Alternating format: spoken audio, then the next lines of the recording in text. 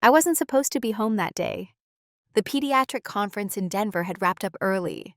A last-minute cancellation from a keynote speaker freeing up my afternoon. While my colleagues scrambled to book spa appointments or see the mountains, all I could think about was my daughter. So I boarded the earliest flight back to Portland, imagining Sophie's delighted squeal when I'd walk through the door. Instead, what I found sent a bolt of ice through my chest. The house was quiet. Too quiet. No TV, no soft humming from Sophie's room, no voices. I called her name.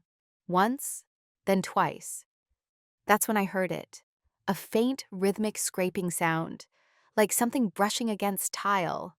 I followed it to the kitchen, and I froze. Sophie was on her hands and knees, scrubbing the floor with a stiff, bristled brush. A bucket of soapy water sat next to her. Her curls were damp, clinging to her forehead. Her small hands moved in tight, frantic circles across the tiles. Her little frame hunched over in exhausted determination. She didn't notice me at first. She was too focused. "Sophie," I finally managed to whisper. Her head jerked up, startled. For a split second, she looked afraid. Not surprised. Not sheepish. But afraid. My own daughter, who I'd raised since she was 3 years old, flinched like a child who wasn't sure if she was in trouble just for existing. "Mommy?" Her voice was so small, so uncertain. I knelt beside her, ignoring the water soaking through my jeans. "Sweetheart, what are you doing? Where are Grandma and Grandpa?" "I spilled grape juice," she whispered, tears welling. "Grandma said I had to clean the whole kitchen before they got back. They took Emma to Disneyland." She said it like it was normal, like it made sense. I felt my pulse spike. "Wait, they left you here? Alone?" She nodded. "Grandma said I wouldn't appreciate Disneyland the way Emma would, because Emma's their real granddaughter." Those words sliced through me. And the worst part? Sophie wasn't crying anymore. She wasn't angry or indignant. She had accepted it. Like she believed it. Like she thought maybe they were right. My hands trembled as I pulled her close. She was sticky with sweat, her knees red and raw. I could feel the bones in her back pressing against my chest. How long had she been kneeling like this? How long had she been taught to believe she didn't belong? In that moment, something broke open inside me. I had spent years trying to keep the peace, smiling through veiled comments, ignoring the gifts they gave Emma but not Sophie, making excuses. "They're from another generation. They'll come around. It's just their way." But this wasn't just their way. This was abuse, and it ended now. If you've ever had to choose between keeping peace in your extended family or protecting your child's dignity, you already know what decision I made. But what happened next would change everything. Stay with me as I tell you the rest of this story. And if this resonates with you already, please consider liking this video and subscribing to the channel. You're not alone, and neither are your children. I helped Sophie out of her damp clothes and into a warm bath. As I gently wiped the sweat from her brow, I noticed red pressure marks on her knees, bright and angry against her pale skin. Her hands were wrinkled, almost raw from the scrubbing. And yet, she didn't complain. She didn't ask for help. She just sat there in silence, staring down at the water like it might hold answers she didn't have. "Sweetheart," I said gently, brushing her hair behind her ear. "Did Grandma and Grandpa say anything else before they left?" She hesitated. "They said I needed to learn responsibility," she whispered, "because I'm always clumsy, and that I'm lucky you and Daddy took me in. Because no one else wanted me." Her voice cracked. I froze. No one else wanted me. She had said it with the dull tone of someone who believed it, not just repeated it. That wasn't just something she heard. It was something she absorbed, something she carried. And I, her mother, had unknowingly left her in the hands of people who made her feel like a burden. I wrapped her in the biggest towel I could find and pulled her onto my lap, right there on the bathroom floor. "Sophie Amelia Foster Cole," I said, my voice breaking, "you listen to me, and you listen carefully." She looked up, eyes wide. You are not lucky we took you in. We are the lucky ones. Your daddy and I, we hit the jackpot the day we got to become your parents. You are brave and kind and brilliant, and you deserve to be loved with everything we've got." A single tear rolled down her cheek. "Even if I spilled the juice?" she asked softly. "Especially then," I smiled. "Because accidents happen, and cleaning a floor is never, ever a punishment for being human." She nodded slowly, resting her head on my shoulder. Later that evening, after tucking Sophie into bed with her stuffed dolphin, I stepped outside the room and dialed Nathan. He picked up on the second ring. "Hey," he said. "Everything okay?" "No," I said. "It's not." His voice tightened. "What happened?" I told him everything. Every word, every bruise, every real granddaughter comment. There was silence on the line, then a single whispered curse, not something he said often. Then, "I'm booking the first flight home. I'll be there tomorrow morning. What about your project?" "Screw the project," he snapped. "My daughter comes first." The way he said that, "my daughter," cut through the fog in my chest. It reminded me we weren't alone in this, that Sophie had two parents who would go to war for her. "I want them gone," I said. "By the time you get home, I don't care where they go, a hotel, back to Salem, but they are not staying another night under our roof." "I agree," he said immediately. "But do me a favor, don't scream, don't cry, don't let them twist this. Be calm, be clear, and be done." "I can do that," I said, and I meant it. This wasn't going to be an explosion. It was going to be a boundary. That night I sat on the edge of Sophie's bed and watched her sleep. She twitched in her dreams, mumbling something I couldn't understand. Her dolphin fell to the floor. I picked it up and tucked it back into her arms. Then I whispered the words I should have said more often. "You are enough, baby girl, just as you are." The next afternoon, around 5:15 p.m., just before their expected return, I asked Sophie to stay in her room and play quietly. I didn't want her to be anywhere near what was about to happen downstairs. As I walked down the stairs, I heard the familiar sound of tires crunching over our driveway. Then car doors opening, laughter, shopping bags rustling. The front door burst open. Eleanor walked in first, designer sunglasses perched on her head, holding 3 large plastic bags with Disneyland logos. Right behind her, Howard came in carrying Emma on his shoulders, her face flushed and happy from a full day of sugar and rides. None of them noticed me standing in the hallway until I cleared my throat. Eleanor jumped. "Oh, Danielle, good heavens, you scared me." Howard blinked. "What are you doing home? Where's Sophie?" I didn't raise my voice. "She's upstairs, resting. After spending 4 hours scrubbing the kitchen floor by herself while you were out spoiling Emma at an amusement park." Eleanor's smile faltered. "Oh, Danielle, don't be so dramatic. She made a mess. She needed to learn responsibility." "Responsibility," I repeated. "By being left alone? All day? At 9 years old?" "She wasn't alone the whole day," Howard interjected. "We came back for lunch, then left again." He shrugged. "Besides," Eleanor added, already removing her coat, "Sophie tends to exaggerate when she's feeling sorry for herself." She spilled juice all over the floor. It was a learning moment. "A learning moment?" I echoed. "Do you even hear yourselves?" "She needs boundaries," Eleanor snapped. "Emma knows how to behave. Sophie, well, she's always been a bit too soft." My hands clenched. "She's not your project. She's not a guest. She's not an outsider who needs earning her place. She's our daughter." Eleanor's tone turned cold. "Well, she's not a Cole, is she?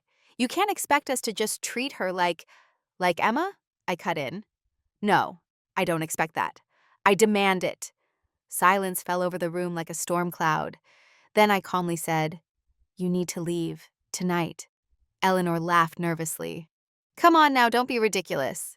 I didn't laugh. No more unsupervised time, no more opportunities to make her feel small. You've abused her trust for the last time. Go pack your things. Howard looked genuinely stunned. "Danielle, we're family. You can't just—" "Family protects," I said. "Family loves unconditionally. Family doesn't weaponize biology."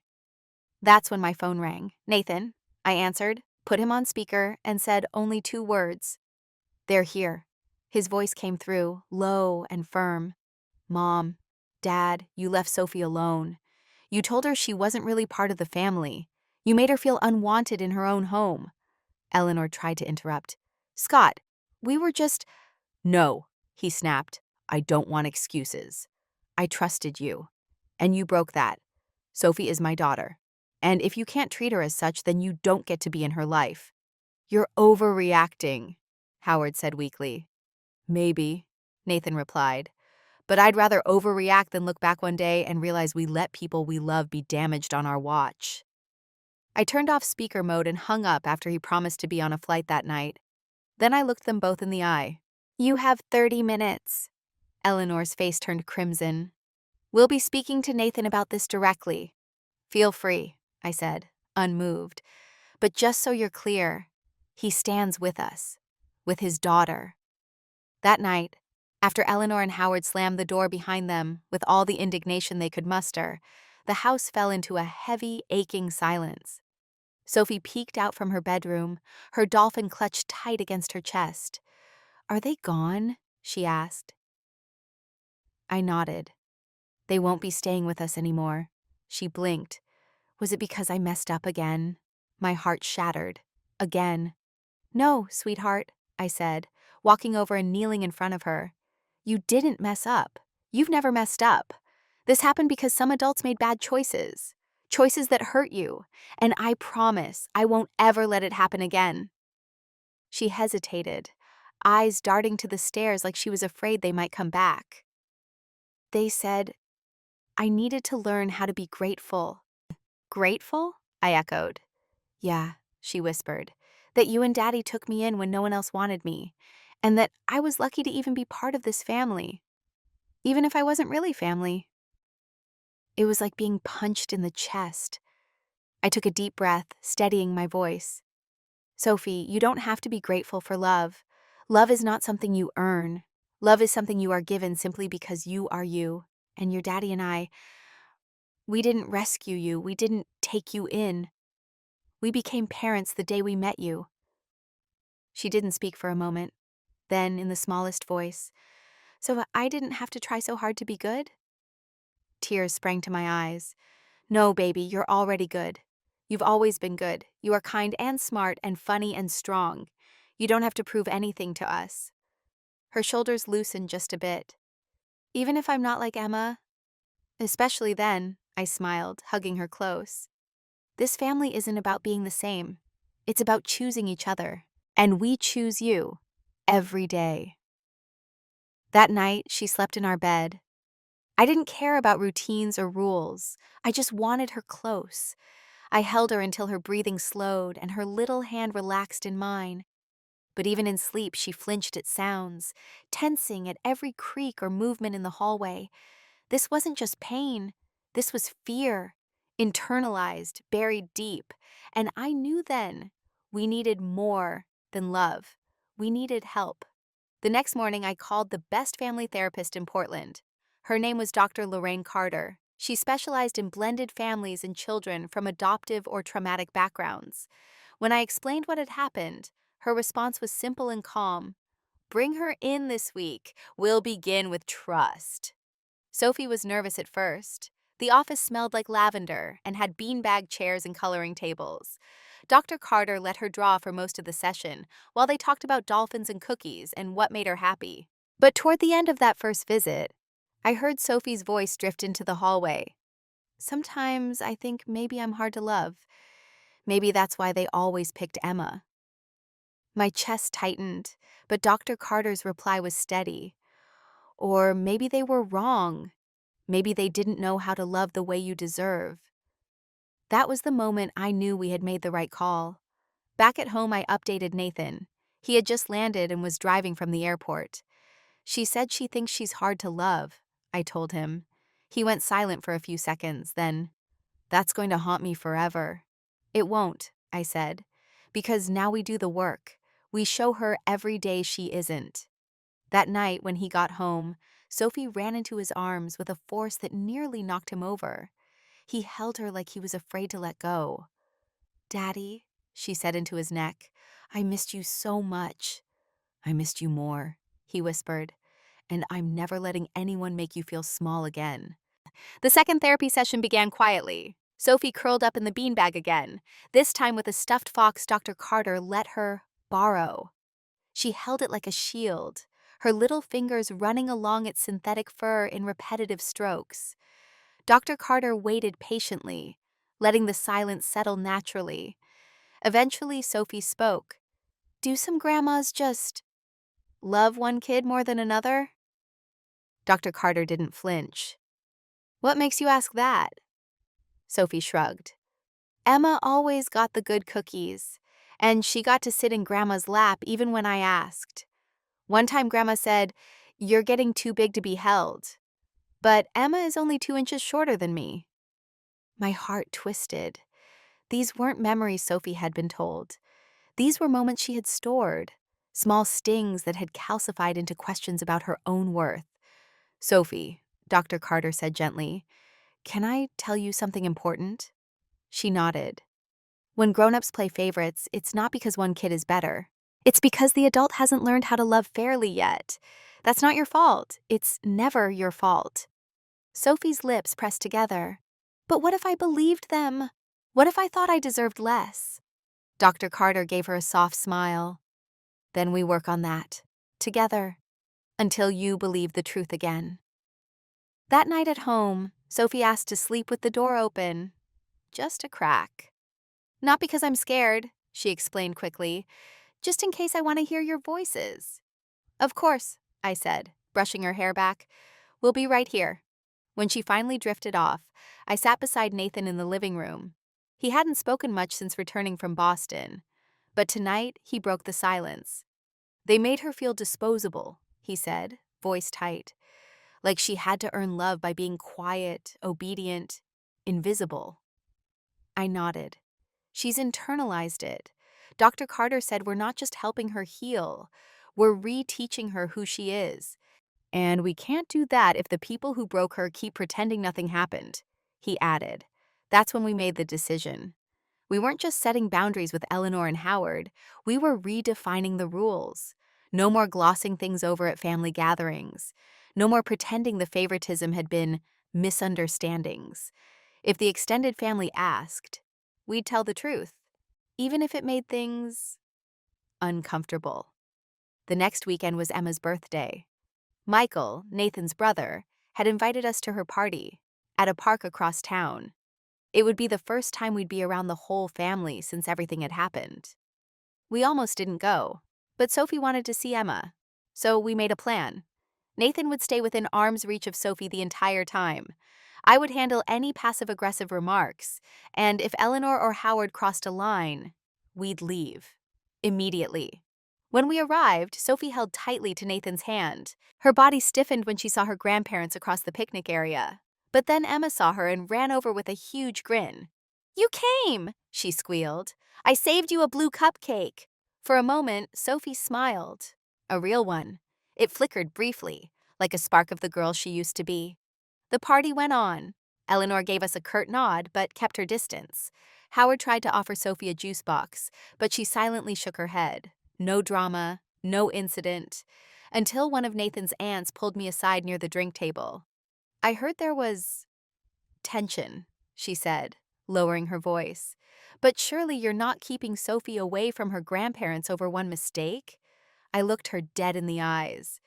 "They left my daughter alone for 4 hours and told her she wasn't really family." She blinked. "Oh, exactly." That night, after the party, Sophie said something I'll never forget. She was sitting cross-legged on the living room floor, cradling the stuffed fox from therapy. "Mom?" "Yeah, baby."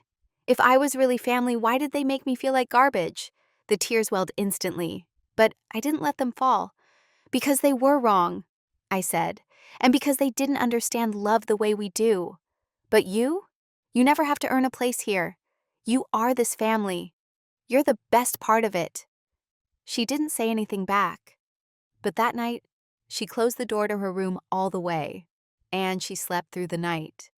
A week after Emma's birthday party, the phone calls started. First, it was Nathan's Aunt Melissa, then a cousin from Salem, then Nathan's godmother, leaving a voice message laced in syrupy concern and thinly veiled judgment. Each version of the story they'd heard was the same. We just left her for a couple of hours. She was never in danger. Danielle is being dramatic.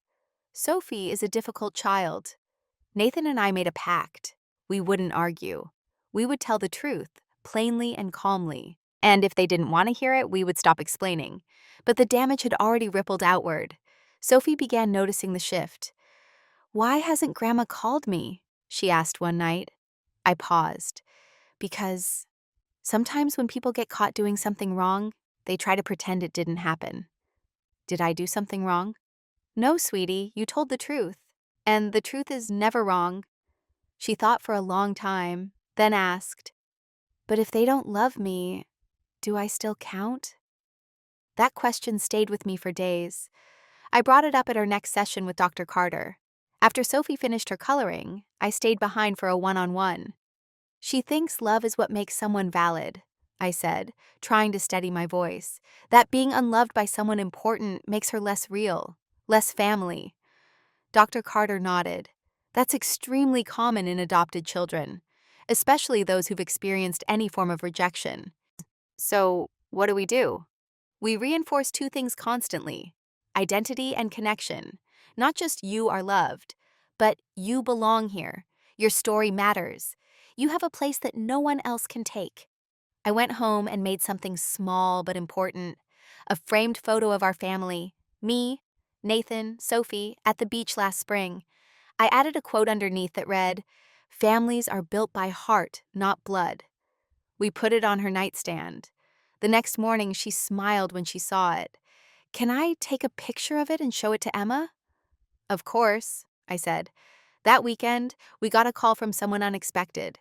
Michael, Nathan's younger brother. "I've been thinking a lot about what happened," he said. "Lily's been asking why everyone's treating Sophie weird. And honestly, I'm starting to wonder the same thing." He asked if we'd be open to letting the girls have a video call. "Supervised, of course," he added quickly. "No involvement from Mom or Dad." We agreed. During the call, Emma showed Sophie a drawing she'd made, two girls holding hands with the words "best cousins" above their heads. Sophie beamed. She showed off the framed quote and their family beach photo. "I miss you," Emma said. "You're still my family, no matter what Grandma says." After the call, Sophie looked at me with eyes wide in wonder. "Emma still thinks I'm her cousin," she said, like it was a miracle. "Because you are," I said. "Nothing changes that except how grown-ups behave." That night, Nathan got another call, this time from Michael again. "Mom's been telling everyone you two are cutting her off out of spite, that Danielle poisoned Sophie against her." Nathan let out a long sigh. "Then maybe it's time we stop letting them own the narrative." We decided to write a letter, one that we could share with any family member who questioned our choices. Not a rant, not a defense, just facts. It read, in part, "Sophie is not a temporary part of our lives. She is not second tier, she is our daughter. Leaving her alone, demeaning her for not being blood, and forcing her to clean as punishment were acts of emotional abuse. We are not cutting ties to punish anyone. We are protecting our child.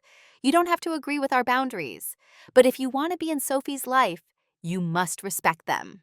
We sent it to the family group chat. Some left it on read. Some replied with support. But the most surprising response came from Howard, the quietest of the two grandparents. He didn't defend Eleanor. He didn't argue. He simply wrote, "I'd like to talk. Just me. No Eleanor. I think I need to understand." Sophie's favorite color changed that month. It used to be purple. Always purple. Every drawing, every backpack, every hair tie. But one evening, as she worked on a picture for school, she held up a crayon and said, "I think it's blue now, like ocean blue, the kind that looks different in every light." I paused. "Why the change?" She shrugged. "I don't know. It just feels more like me now." At first, I thought it was just a kid thing. But the more I watched her that week, her posture, her words, the way she looked in the mirror just a second longer, I realized something deeper was happening.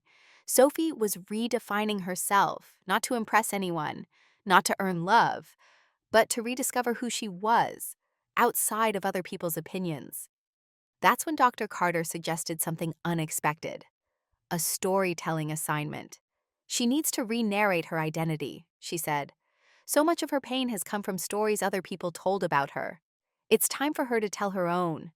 So we gave Sophie a blank scrapbook, a stack of photos, stickers, pens, and a question. Who is Sophie? She worked on it every evening for a week, sometimes alone, sometimes curled up beside me. She filled it with drawings of dolphins and blue water and a tiny island she called Peace Land. She wrote a short letter to her birth mom, my sister, thanking her for sending me to Auntie Danny even if she didn't mean to. She added pictures of our dog Pepper, her favorite pancakes, and her first dance recital with a tiny caption. I was scared, but I still did it. On the last page, she wrote something that made my throat tighten. I'm not broken, I'm just me, and I'm enough. Around the same time, Nathan met with his father at a quiet coffee shop near the river. It was the first time they'd spoken in person since the confrontation. Howard looked older, tired, like a man who had built walls all his life and was now standing in their rubble. I didn't come here to argue, he said, sipping his coffee. I came because I think I messed up, and I don't know how to fix it. Nathan didn't say much. He let his father talk. Howard admitted that he'd grown up in a family where adoption was treated like charity, where blood meant duty and outsiders had to prove their worth. I never questioned it, he said, and I didn't realize what I was doing to Sophie until she wasn't looking at me anymore. He paused, voice cracking slightly. She used to look at me like I was safe, and now she looks through me. Nathan nodded. She's trying to protect herself. That's not her fault, or her job. Howard lowered his head. Can you ask Danielle if there's any way I can make amends? I don't expect to be forgiven, I just want to be better. When Nathan told me that, I sat with it for a long time. Part of me didn't want to open that door. But another part, the part that believed in growth, in breaking generational cycles, knew this could be the moment Sophie needed. The moment when someone who hurt her didn't just say sorry, but changed. So we invited Howard to dinner. Just him, supervised, boundaried, clear. Sophie agreed, with hesitation. But I get to ask questions, she said, and I don't want any lies. We promised. That night, she sat across the table from Howard in her favorite hoodie, arms folded, eyes sharp. He brought no gifts, no excuses, just a notebook. I wrote down everything I wish I had said earlier, he told her. But if you want to talk instead, I'm ready. Sophie stared at him for a long time, then asked, Why didn't you love me the same? Howard didn't flinch. I didn't know how to love past what I was taught. That was my failure, not yours. You didn't do anything wrong. She blinked. Are you going to say that in front of Grandma too? Howard smiled sadly. Yes, if you want me to. The spring art showcase at Sophie's elementary school was a big deal. Each student submitted a project, drawing, sculpture, even poetry, and families were invited to walk through the gymnasium-turned-gallery. It was colorful, chaotic, and exactly the kind of thing Sophie usually dreaded. But this year, she signed up without hesitation. I made something important, she told me, eyes steady. And I want them to see it. Them. She didn't need to say who. We all knew both sides of the family would be there. Nathan and I agreed on everything in advance. We'd arrive early. We'd stay by Sophie's side the entire time. And if Eleanor or Howard said anything questionable, we'd leave. But that afternoon, something unexpected happened. Sophie came downstairs, dressed in her blue dolphin hoodie, the one with the stitched-on patches she'd made herself. She had a simple necklace with a single word etched in the pendant. Enough. You ready? I asked. She nodded. Can I walk in by myself this time? I blinked. You mean ahead of us? Yeah, she said. Just a little. I want to try something. I felt the instinct to say no, to protect her, but then I saw the way she stood, shoulders back, hands calm. Okay, I said softly. We'll be right behind you. The gym buzzed with voices and clapping as families wandered through rows of tables and easels. Sophie walked in first, chin lifted, clutching her project folder like a shield. Nathan and I followed a few steps behind, scanning the room. Eleanor and Howard were there. Howard gave us a short, respectful nod. Eleanor avoided eye contact. We kept walking. Sophie found her display. A mixed media piece she had titled, Pieces of Me. A collage of her face, cut from different photographs over time. Some smiling, some frowning, some faded, some vivid. On the bottom were words, I am not one thing. I am all of me, and I belong to no one's expectation. I heard a quiet gasp behind me. Emma had arrived, dragging Michael and his wife along. Did you do that? Emma whispered. Sophie nodded. Emma took her hand. It's the best one here. And that's when it happened. Sophie didn't hide behind me. She didn't tug at my sleeve. She stood there, next to her cousin, facing her grandparents, and let the art speak. Eleanor eventually walked over. Her face was unreadable. She stood in front of the piece for a full minute, then glanced at Sophie. It's powerful, she said. Sophie didn't smile. Thank you, she replied, cool and direct. Eleanor opened her mouth, then closed it again. She stepped aside without another word. Howard stayed back, eyes moist. He gave Sophie a thumbs up and mouthed, Proud of you. She blinked once, then turned away. That night, in the car, I glanced back and asked, Are you okay? Sophie looked out the window. Yeah, I didn't feel small today. I squeezed Nathan's hand. She added, I think they know now, even if they never say it. What do you mean? That they can't break me again? Later that evening, as we tucked her into bed, Sophie pulled out a folded piece of paper from under her pillow. I wrote something for Dr. Carter, she said. But I want you to hear it first. She cleared her throat and read aloud. Sometimes people try to shrink you. They use silence or sighs or side eyes. But I learned something. I don't have to fit inside someone else's idea of me. I can outgrow it. I can be the story, not the mistake. I reached for a tissue before she even finished. Nathan wiped his eyes openly. Then Sophie whispered, I didn't write that just for her. I wrote it for me. 1 year. Exactly 1 year since I walked through our front door and found my daughter alone, crying, and scrubbing a kitchen floor she never should have been left to clean. A year since my blood ran cold. Since Sophie whispered, I'm lucky you took me in. But today, this bright, cool Saturday, there are no tears. There is music. There is sunlight through the windows. There is laughter echoing from the living room as Sophie twirls in her socks to her favorite Taylor Swift song, clutching her stuffed dolphin like it's still her co-pilot through life. Dance with me, Mom, she calls. I do. Nathan joins in. We look ridiculous, but none of us care. Because this day isn't about how broken things once were. It's about how whole we've become. We didn't plan a party. Sophie didn't want one.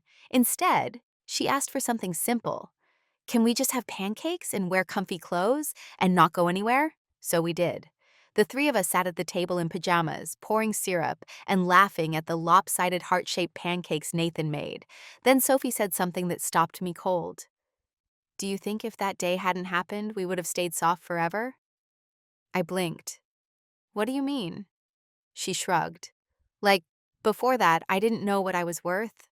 You guys did, but I didn't. Now I do. Nathan leaned in. And what are you worth? She grinned. More than silence, more than apologies that never come, more than being someone else's maybe. I had to bite my lip to keep from crying into my coffee. Later that day, we visited the Oregon coast, our unofficial family sanctuary. Sophie brought a flat river stone she'd painted the night before. On it, in careful block letters, she had written, I forgive myself for believing I was less. She set it gently among other driftwood and pebbles near the waterline. I'm not leaving this here to forget, she said. I'm leaving it here to let go. And somehow, in that moment, with waves crashing just a few feet away and her curls whipping in the wind, I saw not a little girl, but a young woman in the making, someone who had been through more than anyone her age should, and who came out of it with gentleness, still intact. That I realized was her power, She didn't have to grow hard to grow strong. She didn't have to become cynical to survive. She kept her softness and claimed her strength anyway. That night, after brushing her teeth and snuggling into her bed, Sophie asked, "Will Grandma and Grandpa ever come back?" I paused. "Maybe, but only if they show they've changed. And even then, it will be on your terms." She nodded slowly. "I think I want to see Grandpa again someday." He said sorry the real way. "He did," I said, "and that's important." "But not Grandma, not yet," she added. "She's still stuck in her old rules." "Then we keep your boundaries," I replied gently. "You don't owe anyone access to your heart." Sophie smiled faintly. "That should be a sticker. I'll have it printed tomorrow." As she drifted off to sleep, Nathan and I sat in the hallway, holding hands. No words were needed. 1 year ago, we had nearly lost Sophie's trust, not just in us, but in herself. Today, we were raising a girl who knew her worth, spoke her truth, and danced without fear. It hadn't been easy. There were nights we doubted ourselves, days we felt like outsiders in our own extended family, holidays where chairs sat awkwardly empty, birthdays where invitations were lost. But we never lost her, and she never lost herself. That's what mattered. To the parents reading this, you are not wrong for setting boundaries. You are not overreacting for standing up for your child. You are not too sensitive for protecting someone who can't protect themselves yet. And if you've ever been made to feel like you were lucky to be loved, let me say this: you are not lucky to be loved. You are worthy of love, full stop. And so is your child.